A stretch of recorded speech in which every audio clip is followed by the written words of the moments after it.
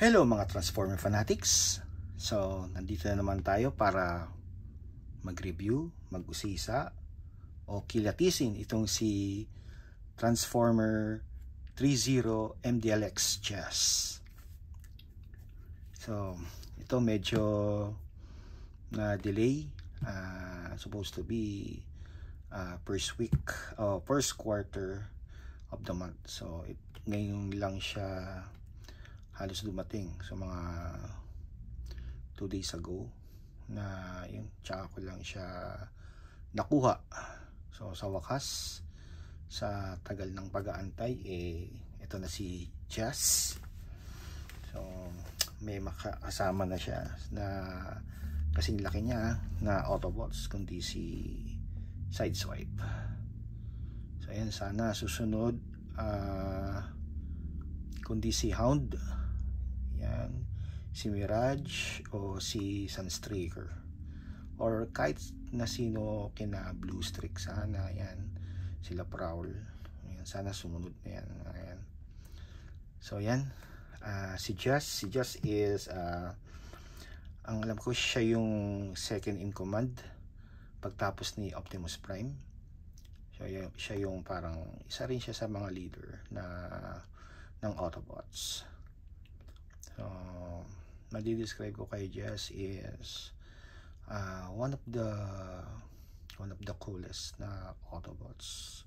So although nung sa movie, so sandali lang yung buhay niya dahil yun, pinatay agad siya ni Megatron. Yan. So sa cartoons naman, kung ano yung sandali lang yung buhay niya sa movie, din sa cartoons matagal din naman yung appearance niya. So umabot pa ata siya kay Rodimus Prime. So yun, that time. So yan si Jazz. Una sa lahat, tingnan natin yung packaging. Ito.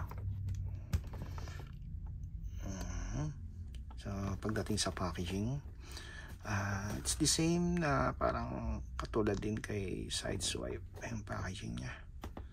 So ayan, Transformer Jazz, then 30 MDLX. So ayan, so magaganda yung mga gawa ng 30 MDLX, lalo na yung mga DLX. So magaganda yung mga gawa nila. So yan yung mga, yan yung sa front, then sa gilid, yan si Jazz pa rin, then sa gilid, yan yung Autobots na symbol, then si Jazz pa rin, Transformers, then sa taas, yan, MDLX Transformer Jazz. So pagdating sa artwork, okay na okay. Sa likod, yan yung mga ano niya, yung mga possible pose niya. So ito yung tinatawag na balance niya, yung isang kamay. So para sa akin parang hirap niyang i-balance kasi parang maluwag yung ano niya, yung isang kamay niya dyan. So susubukan ko ulit kung magagawa ko yan. Then yan yung grappling hook niya, yan. So yung grappling hook niya, ginamit niya yan sa halos unang episode ng More Than Meets the Eye Transformers. So this sa season 1. Yan. So yan, tapos sa liko, sa ano, ilalim, yan, Hasbro. So license din ng Hasbro itong gawa ng 30 MDLX. Ayan, pagdating sa packaging, okay. Then punta naman tayo sa ito, sa instruction manual. So yung mga ano niya, mga accessories niya, yan. Then yung mga articulation, yan, nakalagay dito kung yan yung mga tatamaan, yan yung paglagay, paano paglagay ng ano. Then sabi nga pala rito, itong isang ano niya, yung null ray cannon niya, ang kumbaga hihiramin mo na lang yung kay Sideswipe. So yan, tatanggalin din yung parang katulad din ng kay Sideswipe, tatanggalin yung dito. So yung sa akin lang, ba't kaya hindi na lang siya ginawa ng ganun, di ba? So although sa ano naman, sa cartoons naman, so parang wala naman siyang ganyan. So siguro kaya hindi nila ginawa. So optional kay Sideswipe. So kasi si Sideswipe meron talaga siyang ray cannon. Pero si Jazz optional lang yung paglagay niya. So ayan yung mga articulation. Then yung warranty sheet 3.0. Ayan. Then yung mga gamit. So sa gamit meron siyang dalawang magkabila na trigger finger. So ayan yung trigger finger niya. Then ito yung peace sign. Ayan, peace sign. Then ito yung saludo niya. So ayan, sa kanan lalagay ito, saludo. Then ito yung pang balance. Ito yung parang maluwag. Ewan ko bakit maluwag yung sa akin. Ayan. Then ito yung grappling hook. So ang grappling hook, ayan, ganito lang siya kahaba. So pagbalik, iikot mo lang para bumalik siya. So itong grappling hook ko, nung binuksan ko, yun, yung buhol dito natanggal.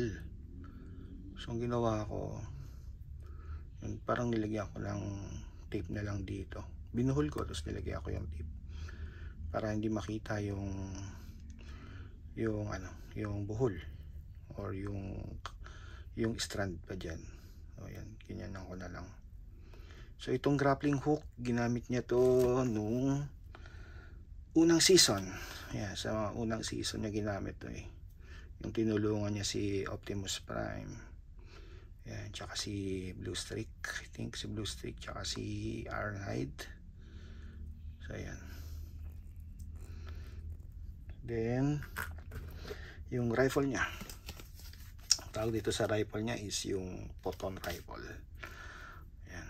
Hindi ko alam kung pareho to nung kay Sideswipe, pero parang hindi. Yan. Then yung dalawang optional na pwedeng ilagay sa likod niya. Yan. So ayan, mamaya subukan natin to ilagay. Then punta na tayo mismo kay Jess. So yan, ang tingin ko lang dito kay Jess, parang mas siya, parang mas fragile siya kesa kay Sideswipe. So yun, kasi yung dito niya madaling matanggal, konting ng paa tanggal agad. So yun, ingat dito sa mga parts na yan. Tsaka to, so ito yung tinatanggal para ilagay yung null ray cannon, yung cannon, shoulder cannon kay Sideswipe. Then yan, so okay naman yung pagkakagawa. So maganda, pati yan dito yung mga yung mga hidden na niya, ganda, hidden structure niya. So pagdating sa paa, solid yung paa, ganda ng paa niya, pati pagka kita yan, ganda. So halos pareho namang maganda si Sideswipe tsaka to si Jazz. So ang tingin ko lang dito is parang mas fragile lang siya, kasi yun nga, madaling matanggal yung mga side skirt niya dito. So yan, punta tayo sa articulation. So sa head rotation, pagtingin dito sa baba, ganyan lang. So pagtingin sa taas, hindi masyado. So halos wala siyang tingin sa taas, wala. Hindi, ito na siya, kumbaga sagad na yun. So pagdating sa taas, wala siya. Then yung ano naman niya, naiikot naman. Ayan. So problema lang yung pagtingin sa taas, wala. Pagtingin sa baba pwede mong ganyanin, so sa baba, pero pagtingin sa taas wala. Then dito sa shoulder niya, so natatanggal din to. So kung gusto mong anihin, so yan, tataas mo to para maitaas mo to. Yan yung pinaka sagad. So natatanggal din to. Then pagdating dito sa elbow joint niya, so okay naman yung elbow joint niya. Ayun o. Ganda ng elbow joint. Ito yung naiikot din, no? Yung parang katulad din ng kay side swipe. Then yung butterfly joint, so okay naman. Ganda rin naman yung butterfly. Then yung abs crunch, yan, maganda yung abs crunch. Yan, gandito. Yan. Tapos yung, ito yung sinasabi ko, madaling matanggal. So pagka ganun mo, so yan, minsan okay naman yan, no? Tanggal agad. So yun na. So yun, ingat doon sa ano, so hindi na siya. So pagdating dito, yan, hanggang dito. So meron pa siyang drop down legs. Ayan, naka drop down legs. Pero pag pwede ibalik sa ano, ganun lang. Ayan. Ayan. Pero pag i-drop down mo, ayan. Ayan, hanggang dito. Tapos pagdating sa knee joint, ganda rin ng knee joint. Kala ko hanggang dito lang yun, pero yun o, ganda ng knee joint nya. Ganda. Yan. So pagdating sa ankle cracker nya, sa paa nya, yun lang, hanggang dun lang o.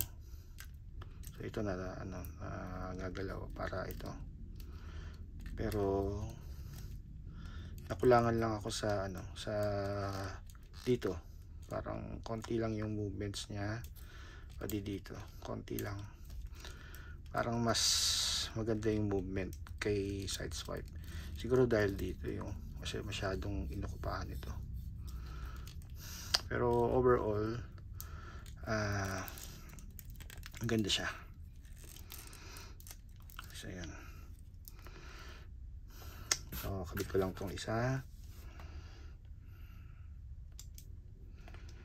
So yun, ingat lang din kasi yun nga, madali siyang matanggal. Ito, yung mga yan, madaling matanggal, pati hindi ito. Yan. So yan si chest. So kabit natin yung ano niya. Ito, kabit natin tong ito. Yeah, wait lang, kabit natin.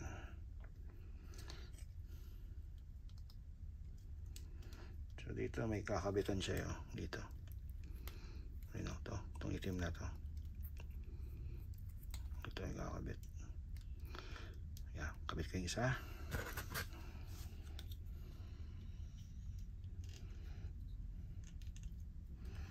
So yan. So yung problema, madali siyang matanggal. Kunting ikot, tanggal. Kaya siguro tago mo na lang to. Hindi siya ano eh, kumbaga madali siyang maalis.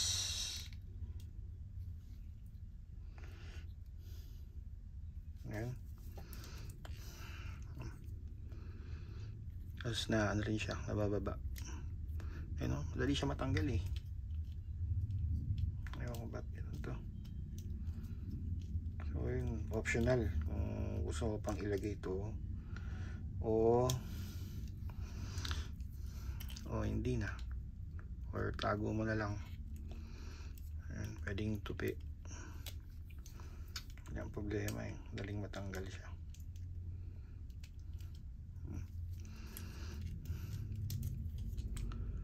So Ayan, dali lang siya matanggal. Then palitan natin yung ano niya, yung para ilagay natin yung rifle niya, yung trigger finger niya. Ito.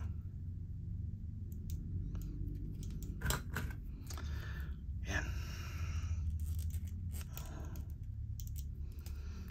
Ayan. Tapos yung pisay niya kasi para sa balance to eh, pero yung sa akin parang maluwag. Ayan. Ayan. So yan si Jess.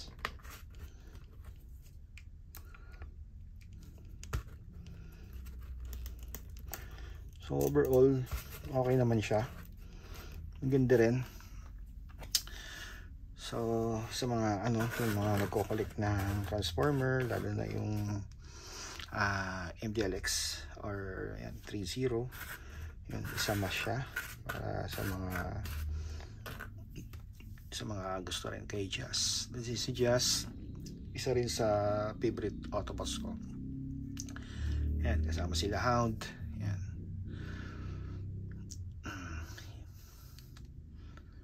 Yan si Jazz. And yan, maraming salamat sa mga manood, sa mga sumusuporta. Yan. More than meets the eye.